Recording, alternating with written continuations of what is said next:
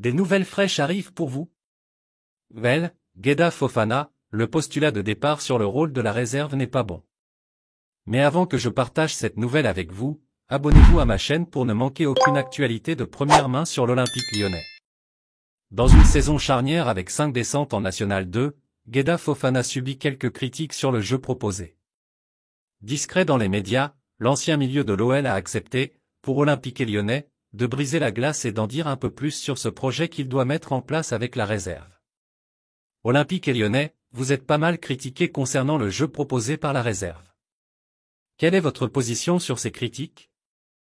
Gueda Fofana, on est dans un milieu où il faut accepter les retours de personnes qui n'ont pas tous les tenants et aboutissants.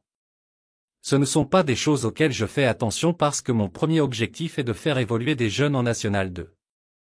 On sait que c'est très difficile pour eux de monter à cette intensité physique, de répondre sur 90 minutes face à des adultes. La première chose sur laquelle je travaille est d'avoir une base défensive la plus solide possible pour éviter d'exploser en plein match. Quand on y arrive, notamment à domicile où on a plus la capacité à garder le ballon, on arrive à faire des résultats. Aujourd'hui, il est clair que le jeu pratiqué en catégorie de jeunes ne se retrouve pas. On n'a pas plus cette maîtrise et cette possession qu'on pourrait avoir chez les jeunes. Les critiques sur certains aspects peuvent être justes dans un sens par rapport à ce qu'on est habitué et ce qui est pratiqué à l'académie, mais le postulat de départ n'est pas bon. Quand on voit la moyenne d'âge que j'ai, 18 ans et demi, quand on voit la densité et l'intensité de cette poule du Sud, on se rend compte que les jeunes arrivent à répondre, à gagner des matchs. Mais il faut beaucoup de rigueur, beaucoup d'intensité, c'est la clé. Quel est le réel objectif de la National 2? Pour analyser les choses, il faut avoir le bon postulat de départ. Aujourd'hui, beaucoup trop de personnes sont restées il y a 10 ou 15 ans où les joueurs en National 2 avaient 21 à 22 ans. Aujourd'hui, ce n'est plus le cas. La vocation de la Pro 2 est très complexe car on doit cocher plusieurs cases. Former des joueurs pour le monde professionnel, c'est la première vocation. J'ai 30 joueurs cette saison, mon objectif est que les 30 basculent dans le monde professionnel. 30 projets individuels que je dois mettre au service du collectif. Il y a ceux que je dois faire basculer dans l'équipe première. Il n'y en aura pas 30 donc c'est leur dessiner un plan de carrière ailleurs. Il y a aussi le développement des jeunes joueurs qui viennent de monter comme les 2004. La deuxième complexité en National 2 est qu'il faut gagner des matchs. Je dois répondre à toutes ces exigences-là. Ma dernière des priorités serait presque de gagner des matchs parce que si c'était l'objectif, je scinderais mon groupe en deux, je ferais jouer toujours les mêmes 1-6-1-7 joueurs et je serais beaucoup plus haut au classement. Sauf que mon but est de faire en sorte que tout le monde joue, progresse, soit dans le projet de la Pro 2 et d'amener le maximum de joueurs le plus haut possible. Si vous regardez les compositions, je garantis à tous mes joueurs qu'ils joueront en National 2 dans la saison. Je ne suis pas dans un projet de gagner des matchs en N2 mais de développement de joueurs à travers la N2. Le plus important est que mes joueurs fassent la meilleure carrière et je suis là pour leur donner les ingrédients. La dernière des priorités serait presque de gagner des matchs. Laisse déjà un like sur cette vidéo pour rester au courant de tout ce qui se passe à l'Olympique lyonnais.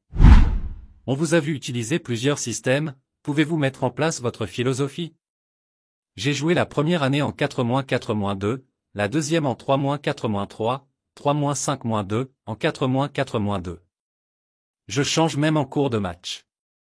Cette saison, on a commencé en losange et là on est passé en 4-4-2. Je ne peux pas avoir un projet de jeu personnel parce que je suis obligé de m'adapter aux joueurs que j'ai avec les blessures, les suspensions. Mon travail est de mettre les joueurs dans les meilleures conditions pour qu'ils puissent performer. L'entraînement et tout ce qu'on fait au quotidien, c'est pour qu'ils soient performants le week-end et qu'il ait le bagage nécessaire chez les pros à l'OL ou ailleurs. Je ne peux pas avoir un projet de compétition pur parce que ce n'est pas la vocation de cette catégorie. C'est un objectif qu'on doit atteindre en fin de saison, c'est sûr. Quand on voit l'état d'esprit du groupe depuis le début de la saison, l'investissement, les joueurs ont envie, même ceux qui vont partir en fin de saison, ils ont envie de faire quelque chose de bien et propre. Le groupe a envie de se maintenir, ils ont conscience que cette saison avec 5 descentes, la mission est grande. Ils ont envie de la relever et à l'instant où on parle, on est plutôt satisfait de cette première partie de saison. Contre Toulon ou Marignane, on a vu des joueurs qui n'ont rien lâché dans l'état d'esprit. C'est ce vers quoi on tend mais ce n'est même pas que Marignane, 0-1. On est allé faire des résultats et arracher des points à l'extérieur. On a gagné des matchs comme Toulon à la 91e minute, 1-0. Il y a un état d'esprit général sur cette catégorie-là avec beaucoup de caractère.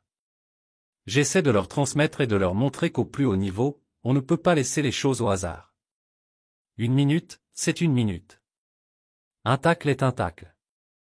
Un retour défensif, un dribble, il y a tout qui compte. Ça commence à être ancré dans la tête des petits et ça transpire dans nos matchs, dans les résultats et on est plutôt satisfait des 30 joueurs qui composent cet effectif.